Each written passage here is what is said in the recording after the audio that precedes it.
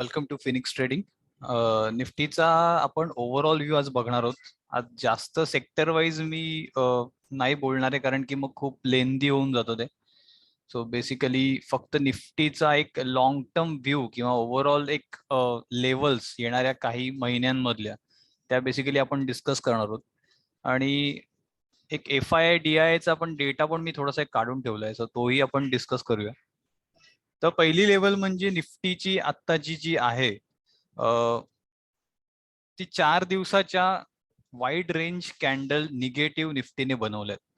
So हे माझं पहिलं ऑब्झर्वेशन हे आहे की या ज्या कॅन्डल्स आहेत या टोटल बिअरिश कंट्रोल कॅन्डल्स म्हणू शकतो, की खूप वाईड रेंज आहे आणि त्याने प्रत्येक कॅन्डलने त्याच्या आधीच्या काही दिवसांचे लो ब्रेक केलेले आहेत. म्हणजे या कॅन्डलने आदल्या दिवशीचा लो ब्रेक केला, त्याच्या पुढच्या कॅन्डलने मागच्या 3 दिवसाचे लो ब्रेक केले, त्याच्या खाली क्लोजिंग दिलंय. आणि या कॅन्डलनेही मागच्या 4 दिवसाचे केलेत. या कॅन्डलने मागच्या 5 आणि 6 दिवसाचे क्लोजच्या खाली क्लोजिंग दिलंय. सो हे थोडंसं एक निगेटिव्हनेस मार्केटमध्ये इंडिकेट करतंय. अर्थात असे काही इन्सिडेंट्स आपल्याला आधी पण दिसलेले की इथेही थोडंसं एक करेक्शन आलेलं होतं, इथेही करेक्शन आलेलं होतं, इथेही एक मोठा पॅच करेक्शनचा होता. हे टाइम वाईज करेक्शन होतं की निफ्टी एका लेवलवर सतत ट्रेड करत होतं आणि मग वरच्या साईडला एक ब्रेकआउट मिळालेलं. इथेही थोडं टाइम वाईज करेक्शन झालं, इथेही टाइम वाईज करेक्शन झालं, इथे थोडंसं प्राइस वाईज करेक्शन झालं आणि इथे शार्प प्राइस करेक्शन झालं. टाइम घेतला नाहीये. 4 दिवसात निफ्टी साधारण 600 पॉईंट निफ्टी करेक्ट झालाय. हे आत्ताचं एक ऑब्झर्वेशन नंबर 1. ठीक आहे. आता निफ्टीचा एक मेन प्रश्न आहे जो बऱ्याच लोकांना पडलाय की ट्रेंड रिव्हर्स झालाय का निफ्टीमध्ये. तर त्याचा काही आपण आन्सर शोधायचा प्रयत्न करूया की ट्रेंड रिव्हर्स अजून नाही झालाय, बट येस निफ्टीने काही ट्रेंड लाईन म्हणा किंवा काही गोष्टी निफ्टीने ब्रेक केल्यात. पहिली गोष्ट म्हणजे ही जी एक ट्रेंड लाईन होती, निफ्टीने सध्या टेंटेटिव्ह तिथे सपोर्ट घेतलेला आहे. शुक्रवारचा एक क्लोज किंवा लो म्हणा त्याच्या आसपास ट्रेंड लाईनच्या आहे. तर पहिला पॅरामीटर काय आहे की ही ट्रेंड लाईन जर ब्रेक झाली तर एक फॉल अजून काय म्हणतात ते डीपन होईल, अजून थोडासा शार्प फॉल येण्याची शक्यता आहे 17,500 पर्यंत. ठीक आहे. ही झाली एक ट्रेंड लाईनची गोष्ट. दुसरा एक आपण अँगलने विचार केला डिमांड सप्लाय झोनचा, तर आधीचा जो एक सपोर्ट एक रेजिस्टन्स होता जिथून निफ्टी 17,900 पर्यंत जाऊन खाली आलेला होता, तो 17,950 हा जो एक एरिया आहे तो आता एक व्हॅल्यू झोन होऊ शकतो. 2 दिवसाचे क्लोज साधारण 18,000च्या वर झालेत. एखाद दिवस समजा निफ्टीने 18,000 जर ब्रेक केला तर निफ्टी साधारण अजून 50 पॉईंट खाली स्लाइड होऊन इथून एक बाउन्स बॅक देऊ शकतो. दिस इज ऑब्झर्वेशन नंबर 2. ठीक आहे, की निफ्टीला हा एक सपोर्ट 17,950चा मिळू शकतो. ओके, की निफ्टी इथून एक बाउन्स देईल आणि तो बाउन्स कधी देईल, जेव्हा आता शुक्रवारचा जो हाय होता हा हाय पॉइंट निघाल्यावर तो बाउन्स व्हॅलिड होईल 18,250चा.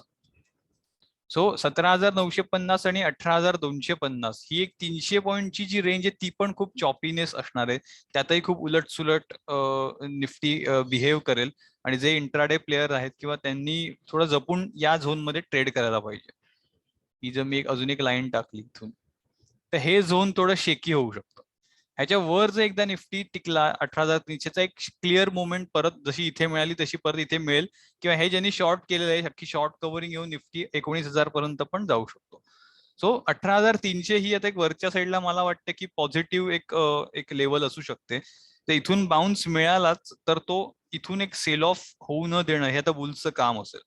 जर सेल ऑफ इथून परत व्हायला सुरुवात झाली तर निफ्टी खालच्या लेवल पर्यंत जायची शक्यता आहे. राईट. ही जी खालची लेवल असेल ती असेल हा एक स्विंग लो जो आयलंड एक कॅन्डल बनलेली होती आणि त्याच्यानंतर निफ्टीने एक जबरदस्त मोमेंटम वरच्या बाजूला पकडला. तर ही जी कॅन्डल आहे ह्याचा लो आता खूप इम्पॉर्टंट आहे. तर मी एक तोही लो मार्क करून ठेवतो. ठीक आहे, हा मी एक लो इथे मार्क करून ठेवलाय. ती लेवल येते 17,460. आता जर निफ्टीने 17,950 निफ्टीला जर लेवल म्हणजे काय म्हणतात ते करता नाही आली, की एक स्टेबल तिथे निफ्टी नाही राहिला आणि जर ती लेवल तुटली तर मग तो येणारा फॉल जो असेल तो मोठा असेल परत. हे जसे 4 दिवसात निफ्टी खाली आला तसा 1-2 दिवसातही तुम्हाला कदाचित निफ्टी इथपर्यंत स्लाइड होताना दिसू शकतो. सो निफ्टीसाठी ही लेवल खूप इम्पॉर्टंट आहे आता. ऑफकोर्स 18,000 एक सायकोलॉजिकल लेवल तर आहेच. तर हे 50 पॉईंट, एक 18,000 आणि एक 17,950, ही 50 पॉईंटची रेंज ही निफ्टीसाठी खूप कुशनचं काम करणार आता. हे झोन आहे, दिस इज अ बाईंग झोन. जर निफ्टीला बाउन्स मारायचं तर इथूनच कुठून तरी त्याला वरती जायला एक चान्स आहे, अदरवाईज अजून एक मोठं करेक्शन इथून येऊ शकतं. थर्ड ऑब्झर्वेशन काय होईल की समजा निफ्टी आता ड्रॅग झाला इथे, इथून वर गेला तर मग वरच्या लेवल ऑल टाइम हाय, सो त्या वरच्या लेवल तर अनलॉकिंग होतीलच. पण समजा नाही झाला, ज्या प्रकारे सेक्टरमध्ये सेलिंग येते आणि सिलेक्टिव्ह स्टॉक जे अतिशय हाईप वर गेलेले होते ते खाली येत आहेत, IRCTC म्हणा, एशियन पेंट्स म्हणा, किंवा डीमार्ट म्हणा, CDSL म्हणा, IEX म्हणा, there are n number of stock की जे उगाच फेअर व्हॅल्यू पेक्षा खूप वर निघून गेलेले होते. अशा स्टॉक्स मध्ये समजा जर करेक्शन आलं आणि जर निफ्टी त्याच्यामुळे जर खाली आला, तर ही लेवल एकदा आल्यानंतर इथून परत एक डेफिनेटली बाउन्स मिळेल. त्याची शक्यता खूप जास्त आहे इथून बाउन्स मिळायची. फक्त एक लक्षात ठेवायची गोष्ट की हा बाउन्स इथपर्यंत गेल्यावर सेल ऑफ समजा झाला परत, देन निफ्टीमध्ये खूप एक डेडली प्राइस पॅटर्नचं फॉर्मेशन कम्प्लीट होईल, that is a head and shoulder. आणि परत जर निफ्टीने या लेवल जर व्हिजिट करायचा प्रयत्न केला तर मग येणारा फॉल हा अजून खूप मोठा असू शकतो, जो निफ्टीला 16,300 16,200च्या झोन मध्ये घेऊन जाऊ शकतो. तर स्पेसिफिकली जर रेंज सांगायची झाली तर ही जी रेंज जेवढी निफ्टीची आहे तेवढीच रेंज आपल्याला खालच्या बाजूला बघायला मिळेल निफ्टीमध्ये. सो ती लेवल येते 16,300, जिथून हे ब्रेकआउट मिळालेलं होतं, राईट. सो जर इथे निफ्टी क्रॅश झाला 17,460 पर्यंत, then you should use the coming bounce to sell. कारण की मग हा जर परत रिगेन नाही झाली, ही लेवल जर अशी निघून गेली तर ठीक आहे, पण जर इथून हा परत जो आता मी सपोर्ट सांगितला 18,000 आणि 17,950, हा जो मी आता सपोर्टच्या गोष्टी करतोय, it will act as a resistance afterwards. हा रेझिस्टन्स बनेल निफ्टीसाठी आणि तिथून एक परत एक सेल ऑफ यायची शक्यता आहे, राईट. तर येणारे काही दिवस खूप क्रुशियल आहेत. त्यामुळे आम्ही ऑलरेडी या पॉइंटच्या आसपासच मी माझ्या क्लासरूमच्या ग्रुपवर पण सांगितलेलं की मी इथून माझी कॅश फ्री करतोय आता. हा जो एक गॅपअप उघडलेला तो मी सेल ऑफ त्याला परफेक्ट त्या लेवलवर केलाय आणि ऑलमोस्ट 60% कॅश आउट झालेली आहे. आणि जरी कुठलेही स्विंग ट्रेड होत असले तरी ते सेक्टर वाईज करतोय, त्याचा निफ्टीशी काही घेणं देणं नाही आणि स्टॉक स्पेसिफिक ते ट्रेड असणार आहेत पूर्ण. पण जे निफ्टीमध्ये ट्रेड करतायत किंवा जे निफ्टी रिलेटेड स्टॉक होल्ड करतात किंवा ज्यांनी प्रॉफिट ऑलरेडी रन मध्ये घेतलेले आहेत, तर त्यांनी आणि कोणी बुक नसेल केलं त्यांच्यासाठी या लेवल्स महत्वाचे आहेत की या लेवलला त्यांनी त्यांचं प्रॉफिट मार्केटमधून काढून घ्यायला हवं. तर ही झाली निफ्टीची लेवल की दोन शक्यता आहेत की निफ्टी इथूनच बाउन्स देईल आणि वरती जाईल, देन काहीच प्रॉब्लेम होणार नाहीये की मग एक करेक्शन संपेल. पण जर करेक्शन थोडं डीप गेलं, देन हे डीप करेक्शन अजून डीप जायची शक्यता आहे. कारण की शक्यतो हा पिवटल पॉईंट निफ्टीने व्हिजिट नको करायला. जर हा पिवटल पॉईंट निफ्टीने व्हिजिट केला इथे, देन थोडासा प्रॉब्लेम मार्केटमध्ये येऊ शकतो. जर निफ्टीचा हा पॉईंट व्हिजिट नाही झाला आणि निफ्टी जर थोडाफार वरतूनच जर फिरायची शक्यता असेल इथूनच, देन अपट्रेंड परत रिझ्यूम होईल. त्यामुळे हा जो एक पिवटल पॉईंट आहे हा खूप महत्वाचा आहे निफ्टीसाठी. हे झालं डिमांड सप्लाय झोनवर. आपण जर मुव्हिंग ऍव्हरेजच्या बेसिसवर जर गोष्टी केल्या सॉरी, तर एक्झॅक्टली 50 डे मुव्हिंग ऍव्हरेज आणि आपली सपोर्टची लेवल ही मॅच होते फॉर अ वाईल. आणि ही जी वरचा जो रेजिस्टन्स आहे तो आणि 21 डे मुव्हिंग ऍव्हरेज पण मॅच होतात. ठीक आहे. सो मुव्हिंग ऍव्हरेज वाईज पण आपल्या लेवल परफेक्ट आहेत की 21 डे मुव्हिंग ऍव्हरेज वरून शक्यतो सहसा अपट्रेंडिंग स्टॉक फिरतात किंवा करेक्शन झालं तरी जास्तीत जास्त 50 डे वरून त्यांचा बाउन्स येतो, जसं इथे पण झालेलं होतं. करेक्ट.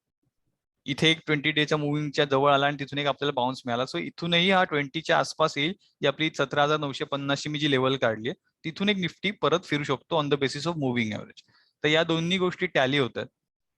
आता थोडासा डेटाचा विचार करूया की मार्केटमध्ये सेल ऑफ झालाय, आणखीन FII आणि DII बेसिसवर काय आपल्याला हिंट मिळतात. सो मी एप्रिल पासूनचा डेटा घेतलाय FII चा. तर FII ने प्रत्येक महिन्याचं सेलिंग केलेलं आहे. ठीक आहे, प्रत्येक महिन्यात FII ने सेलिंग केलेलं आहे आणि ऑलमोस्ट मार्केटमधून फक्त हे प्लस मध्ये, हा मी ग्रीन मार्क करतो,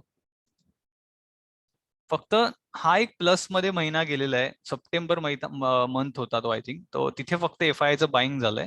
अदरवाईज 53,000 क्रोर्स आउटफ्लो आहे FIIचा एप्रिल ते आता ऑक्टोबर पर्यंत. आणि DIIचा इन्फ्लोज होता सगळा, फक्त या करंट मंथ मध्ये ते सेल करतात. ते थोडंसं कन्सर्न आहे की या महिन्यात त्यांनी सेलिंग सुरू केलेलं आहे. सो ओव्हरऑल त्यांचा जो इनफ्लो आहे तो 46,700 आहे. सो हे ऑब्झर्वेशन असं सांगतं की जो आउटफ्लो झालेला आहे त्यातला एवढा माल तर FDI विकत घेतलाय, जो FII विकलाय. उरलेला 6,300 क्रोर्सचा जो एक ओव्हरऑल स्टॉक आहे तो रिटेलच्या हातात आहे आता. हे थोडंसं कन्सर्न आहे की खूप मोठी अमाऊंट त्या मानाने तशी बघता येईल की रिटेलच्या हातामध्ये आहे आता. आणि जर कुठेही पॅनिक सेलिंग अजून वाढलं, आणि this amount is only 15% of DII, बरोबर. DIIच्या फक्त 15% आसपास ही अमाऊंट आहे. जर DIIने हा एका दिवसात म्हणजे या महिन्यात जर एवढा सेल करू शकतात, जर अजून एका महिन्यात DIIने एवढा सेल केला, देन रिटेल विल पॅनिक की DII तर FII तर विकतच आहे, आणि DIIने पण थोडंसं अजूनही त्यांची बाईंग न करता चुकून त्यांच्याकडूनही सेल ऑफ सुरू झाला आणि प्रॉफिट बुकिंग सुरू झालं, तर रिटेल पण पॅनिक मध्ये येऊन हा पण ऑफलोड होऊन जाईल, की रिटेल पण माल ठेवणार नाही आणि रिटेल कडूनही प्रॉफिट बुकिंग व्हायला सुरुवात होईल. So that will trigger a major correction. आणि ही ऍक्शन मग शेवटी अशीच होईल जशी आपण आता अज्युम करत होतो की हा प्रकार जो असा होत होता त्या टाईपचं काहीतरी फॉर्मेशन बनेल. So it is really necessary for Nifty or a market to hold these levels. 18,000 ची लेवल ही खूप इम्पॉर्टंट आहे, आणि त्याच्यानंतरची जी लेवल आहे ती 17,500 ची लेवल आहे. तर या दोन लेवल जर होल्ड राहिल्या तर ठीक आहे, अदरवाईज एक मेजर करेक्शन मार्केट फेस करू शकतो. And that will be around how many percent from hi? 12% from hi, not much. फक्त 12%चं करेक्शन होईल. And it will be a healthy correction. So actually I am praying for this correction, की हे correction झालं तर हे healthy correction असेल for market. कारण की आता जे चाललंय ती खूप युफोरिया टाईप मुवमेंट आलेली आहे की बुल मार्केट ते राहिलेलं नाहीये. हा, आणि अजून एक की जो FII ने विकायला जी सुरुवात केली आहे ती इथून विकायला सुरुवात केली FII ने, या लेवल पासून, सॉरी या लेवल पासून, मार्च पासून. FII इथूनच विकतंय, प्रत्येक हायचा उपयोग ते माल विकायला करतात. सो आता एका लेवलला FIIचा सपोर्ट नाहीये मार्केटला. सो अशा परिस्थितीत किती मार्केट टिकेल वी रिअली डोंट नो. की FII जर इथूनच जर विकायला सुरुवात केलेली आहे त्यांनी, तर ते अजून त्यांचा पुशअप त्यांनी दिलेला नाही. So I think they are waiting for such kind of moment, की इथून जर खालची मोमेंट आली तर definitely they will enter in the market. पण राईट नाव ते अजूनही एंटर करत नाहीये. आता जर ह्याला डिफाय करायचं असेल तर समजा हा परत एक हाय जो आहे निफ्टीचा, दॅट इज 18,500चा जो हाय आहे, तो जर कव्हर झाला, देन परत मार्केटमध्ये जे शॉर्ट करून जे विकून गेलेले होते ते ट्रॅप होतील, आणि अजून एक फ्युरियस मुवमेंट आपल्याला 20,000 पर्यंत बघायला मिळेल. So 18,000 this is a really important level, आणि 17,950 फॉर डाऊन साइड. करेक्ट. तर या निफ्टीच्या पॉसिबिलिटीज आहेत. आज वेळ कमी आहे त्यामुळे मी सेक्टरची अनालिसिस आज काही घेत नाहीये, फक्त निफ्टीवर आपण फोकस केलाय. सो रिअली तुम्हाला जर ट्रेड तुमचे जर मॅनेज करायचं असेल तर या लेवलवर लक्ष ठेवा येणाऱ्या काही दिवसांमध्ये. अग्रेसिव्हली पोझिशन घेऊ नका, पोझिशन साइजिंग कमी ठेवा, आणि जेवढी कॅश जवळ ठेवता येईल तेवढी ठेवा, कारण की सेक्टर पण खूप काही खास दिसत नाहीये मला. जर वेळ मिळाला उद्या तर मी उद्या रात्री वगैरे एक सेक्टर अनालिसिसचा आपण एक डिस्कशन लाईव्ह करूया. So that's it for now. काही तुमचे मेसेज असतील तर you can definitely message me on my number. So माझा नंबर मी ऑलरेडी आपल्या व्हॉट्सअप ग्रुपवर आहेच, सो तिथून तुम्ही मला कॉन्टॅक्ट करू शकता. So yes, that's it for the day. Good night and take care.